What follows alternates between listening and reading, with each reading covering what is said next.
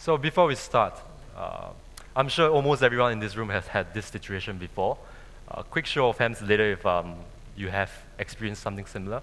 So you meet someone new, you form a connection, you talk a little, and the topic shifts to your career. And you tell them, hey, I'm in the games industry. So what happens, their first reaction will most likely be, wow, that's so cool. I wish I could be in the games industry. It's so carefree. So quick show of hands. Oh, really? So many of you? Okay. Okay, cool. So, do I have a clicker? Oh, I don't. Right. So my name is Kenneth Tan. I'm a lead producer in DeNA. And I know for a fact that creating a game is no walk in the park.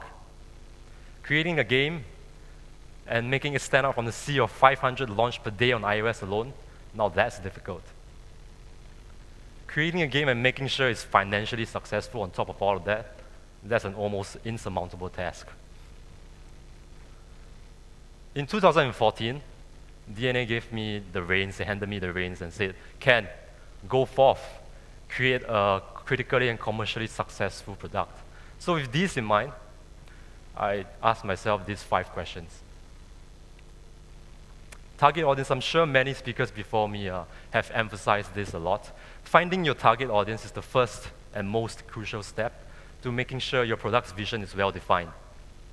So the more well defined your target audience is, the better design your game will be.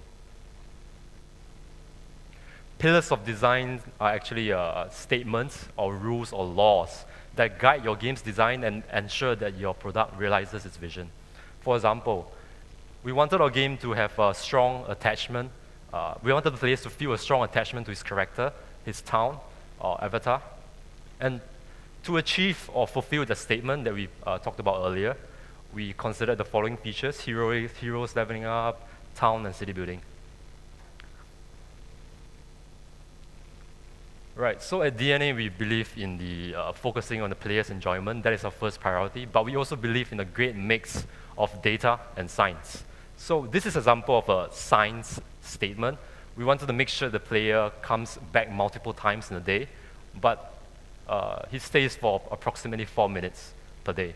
So again, we wanted to fulfill that statement, and we considered these features: timers, lives, quests, and staggered rewards.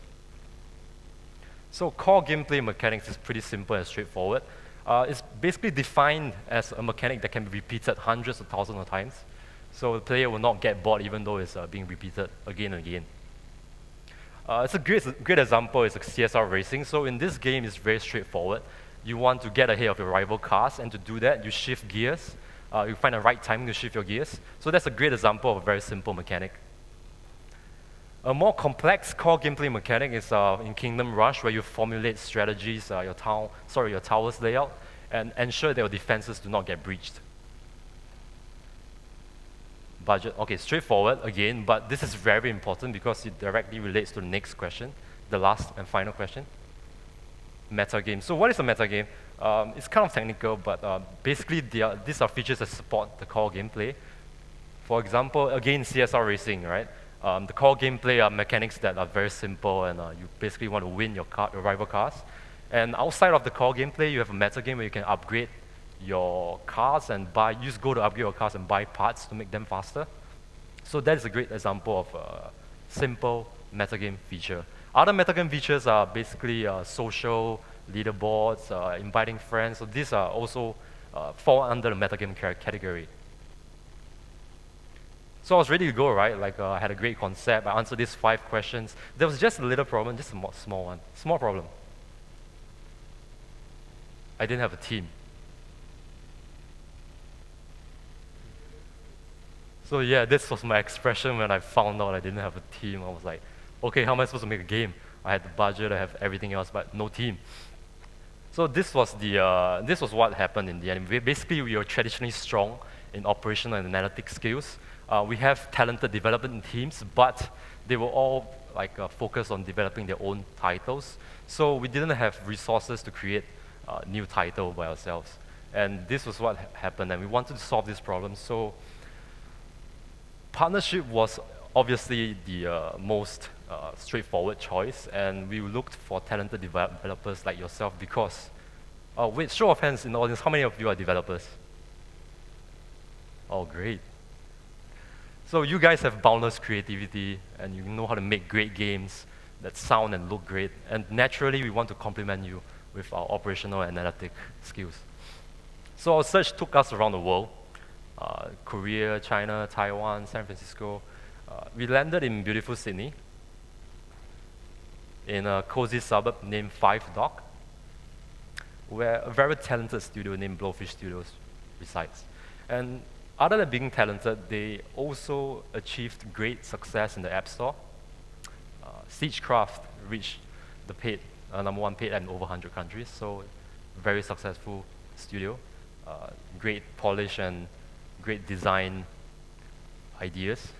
We spoke to the co-founders and the team, of course, at Blowfish, and we realized that our design ideas and design ideals matched perfectly. I was very interested in working with them, and naturally they thought our concept had a lot of potential, so we decided to enter in a partnership.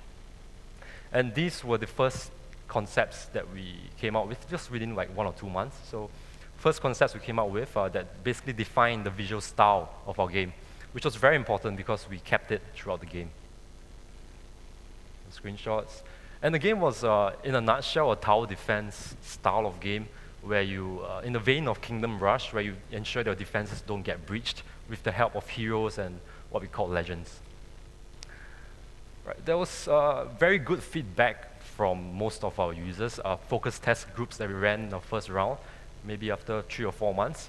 So many players loved the gameplay, they thought it has a lot of potential, the graphics were great.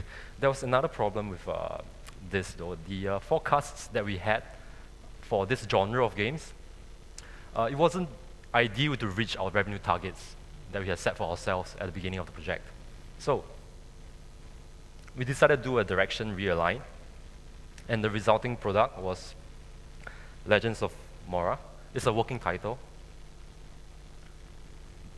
and I'll try to show a quick gameplay demo if it works.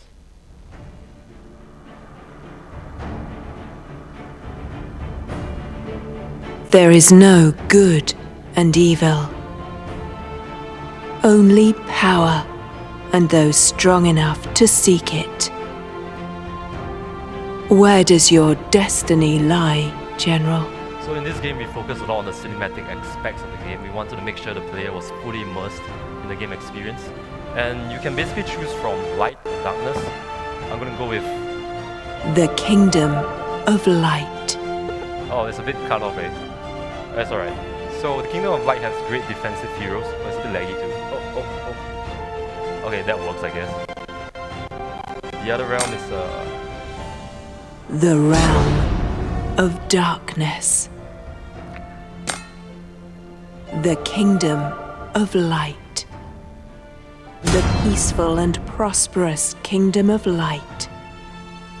Their leaders, the noble King Eden and his daughter, beautiful Princess Ara. Peace, however, fades quickly like a burning flame.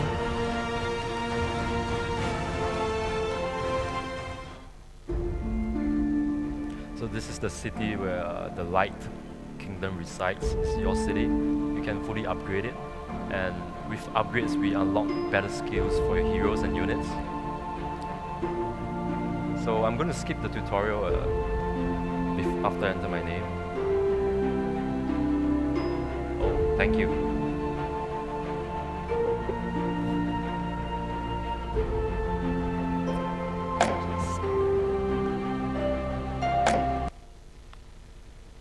So as you can see, the visual style of the game stayed throughout, where we define it right at the start of the game, and it really helped us to reduce production time and changes, of course.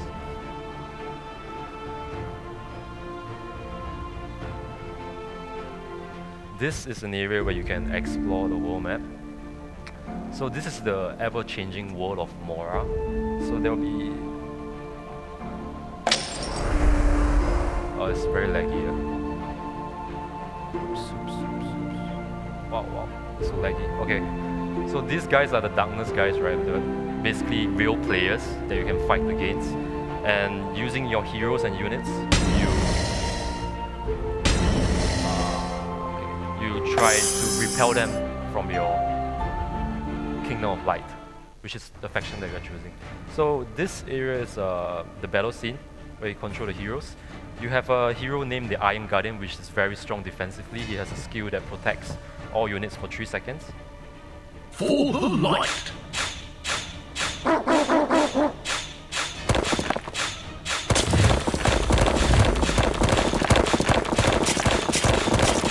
Oh, it's so laggy. Okay. You know what? I think I'm going to stop the demo because it's too laggy.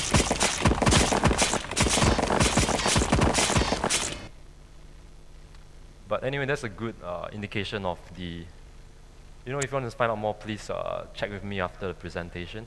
So you can see the concept arts that we use at the start of the game, they basically define the tone of the game.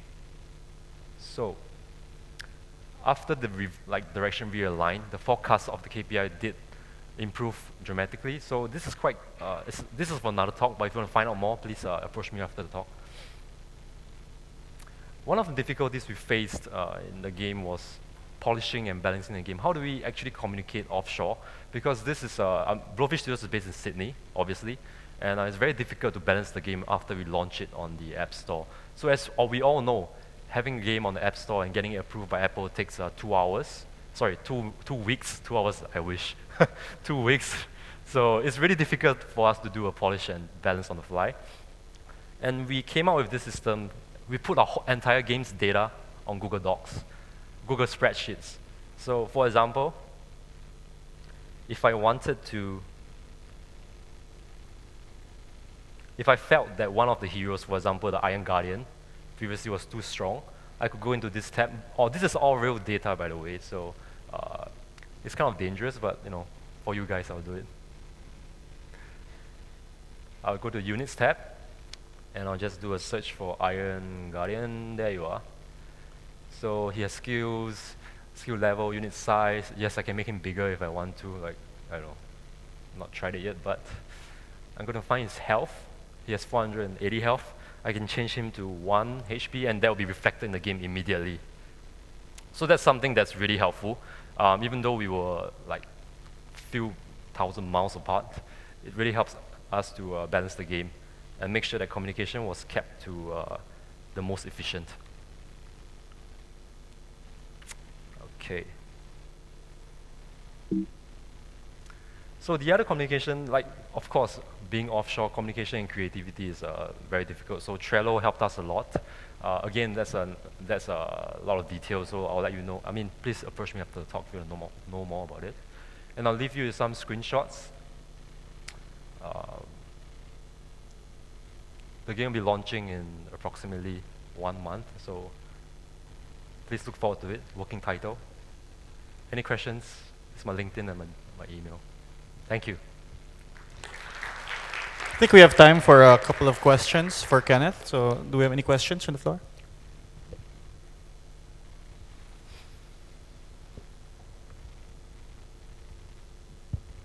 Hello. Hi. So you said you want your game to be very immersive, but I believe creating immersion on a mobile platform is actually very difficult. So what challenges do you find in that direction? How you solve them? Sorry, could you repeat the first part of the question? Yeah, you at some point when you were demonstrating a game, you said that you wanted to focus on immersion, create a big immersion through cutscenes. Okay, so the most important part, surprisingly, is very simple. It seems very minor, but these are the transitions in the game. For example, if you notice, we did not have any snapping of screens at all. All of the screens were blended perfectly, like fade to black and then a fade in. So this actually helped immerse the player more because they didn't feel like they were being forced from screen to screen. And the music is the other part because we wanted to make sure the music plays throughout a certain scene, and that helps in immersion. Okay, do we have any other questions? Okay, I think we're all done. Thanks so much, Kenneth. Thanks, guys.